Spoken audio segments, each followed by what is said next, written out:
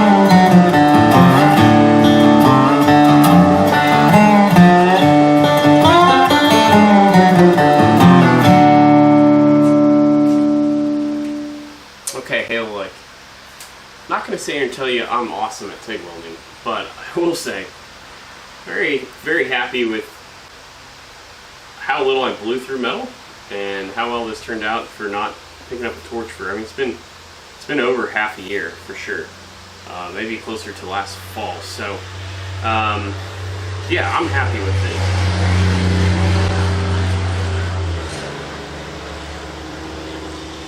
Hopefully you're happier with this shorter format. I hope this is a little more enjoyable to watch, quicker to consume. If you want to catch up on the rest of the What We Welding Weekly series, I will leave some videos over here. We did just kind of wrap up arc welding. Otherwise, like, comment, share, subscribe. I don't care which one you do. I just want to say to all my 6 fans out there, thanks for watching.